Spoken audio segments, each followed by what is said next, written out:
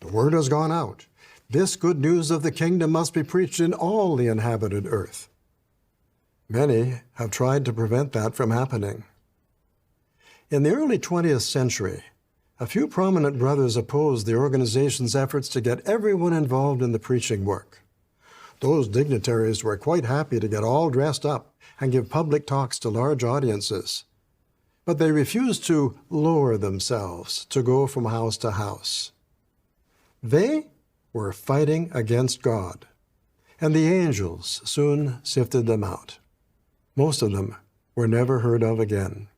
While it is true that Jesus gave his disciples the commission to preach, nowhere does it say that this should be done by personally visiting every house on the street. The Bible indicates that Jesus set the example by speaking publicly, primarily in the temple. I have spoken to the world publicly. I always taught in a synagogue and in the temple where all the Jews come together, and I spoke nothing in secret. When Jesus sent his disciples out, he instructed them to find a hospitable family, using their house as home base to preach in that city.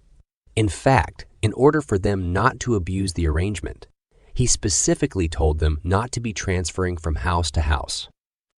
In Acts chapter 20, Paul followed Jesus' example in speaking both publicly in marketplaces and synagogues, and privately in house churches. There is not one example of Paul carrying out his ministry by going down the street from door to door. So, it is simply untrue to say that government officials that make laws restricting house-to-house solicitation are deliberately fighting against God.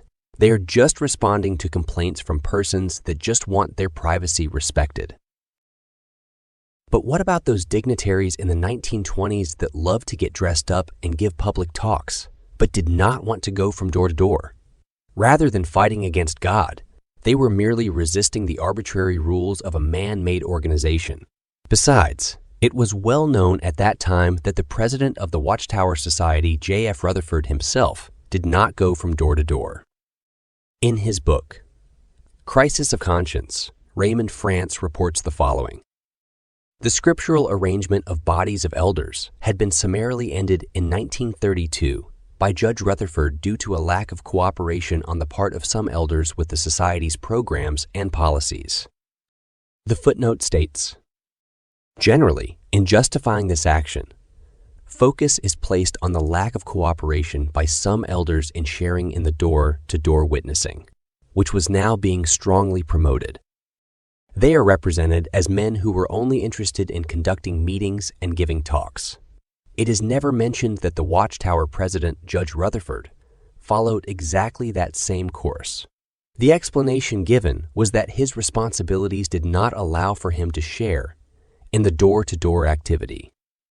So I guess J.F. Rutherford was also fighting against God.